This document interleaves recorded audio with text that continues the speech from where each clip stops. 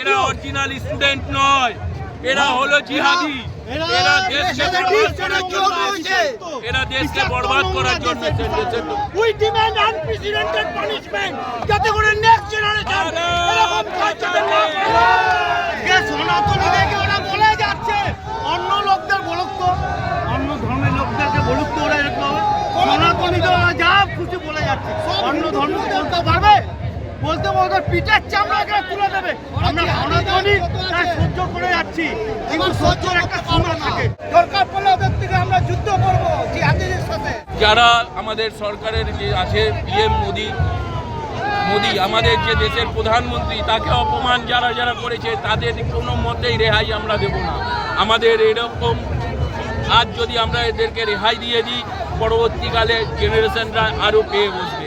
তাই আমরা চাই যারা যারা এই নরেন্দ্র মোদী, অমিত শাহকে ফটোতে বা যা যা নোংরামি কাজ করেছে, সেই নোংরামির কাজের কোনো রকম রেহাই যাতে না হয়।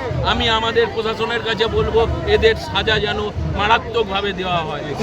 এরা অরিজিনাল ভারতীয় নয়, এরা অরিজিনাল স্টুডেন্ট নয়, এরা হলো জিহাদি।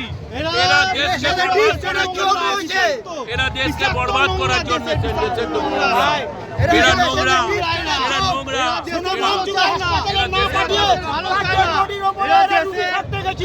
পুলিশ যদি জোর করে সোনামঞ্চকে হাসপাতালে না তাদেরকেও তারা মেরে ফেলতো। আমরা দৃষ্টান্তমূলক শাস্তি চাই। উই ডিমান্ড আনপ্রেসিডেন্টেড পানিশমেন্ট যাতে করে নেক্সট জেনারেশন এরকম কালচার না করে।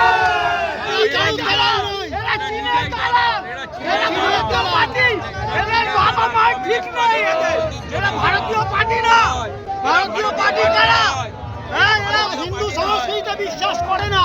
ভারতীয় সন্তানরা হিন্দু সংস্কৃতিতে বিশ্বাস করে না, তাদের কালচারের উপর বিশ্বাস করবে। এরা সব কিছুকে তছনছ করে দিতে চাইছে। এদের দৃষ্টান্তমূলক শাস্তি চাই। We demand unprecedented punishment.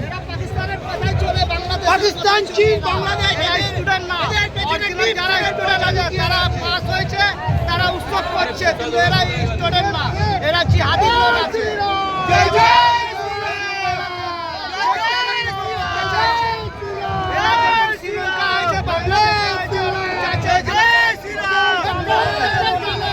আমরা কোনোদিন হতে দেবো না, এরকম জিহাদিদেরকে এরকম করতে দেবো না। দরকার পড়লে ওদের থেকে আমরা যুদ্ধ করবো জিহাদিদের সাথে। আমরা সব হিন্দুস্তানিরা নেমে যাবো আজকে। সনাতনীদেরকে ওরা বলে যাচ্ছে, অন্য লোকদের বলুক তো, অন্য ধর্মের লোকদেরকে বলুক তো, ওরা এরকম সনাতনীদের ওরা যা খুশি বলে যাচ্ছে। অন্য ধর্ম বলতে পারবে? বলতে বলতে পিঠের চামড়া এখানে তুলে দেবে। আমরা সনাতনী তাই সহ্য করে যাচ্ছি, কিন্তু সহ্যের একটা সীমা থাকে। সনাতনীরা সহ্যর সীমা রাখতে পারে।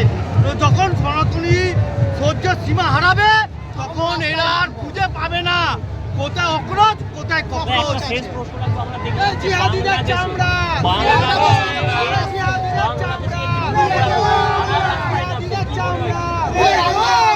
এরা একটা মানে সেখানে বিদেশিদের চাল।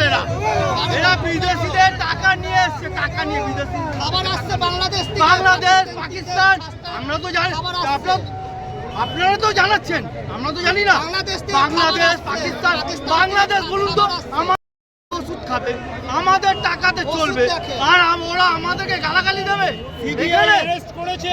তারপরে মন্ত্রী পদত্যাগ করেছে, আর কি চাই? ওরা এটা চাইছে না। স্টুডেন্ট আন্দোলনের নামে শান্তি চায় না, কলমে ওরা বিশৃঙ্খলা তৈরির চেষ্টা করছে। এটা হতে দেব না আমরা। ভারত মাতা কি খেপলে রক্ষা নেই ওদের। হিন্দুত্ববাদী সংস্কৃতিকে নষ্ট করে ভারতবর্ষে কোনো কিছু হতে পারে না। আপনার চেতনা, আপনার সংস্কৃতি হিন্দুত্বের শিকড়ের সাথে জড়িয়ে রয়েছে। যদি রাম না থাকে, কেউ থাকবে না। আশেপাশের কান্ট্রি দেখুন, সব জায়গাতে এরকম জিহাদি আন্দোলন হচ্ছে। আমরা এই সংস্কৃতিকে বাঁচাবোই বাঁচাবো। তাতে করে কে কি বললো আমাদের এসে যায় না। আমরা প্রশাসনের কাছে বিনীতভাবে আমরা আবেদন করছি যে ভারতবর্ষকে বাঁচান, এই সমস্ত পাপীদের আগে তুলুন, নয়তো আমরা ছেড়ে কথা বলবো না। আগামী দিনে আপনার প্রজন্ম, আমার প্রজন্ম কি শিখবে? আমরা যেভাবে বানিয়ে যাচ্ছি সেই বুনিয়াদের উপর ভিত্তি করেই তাদের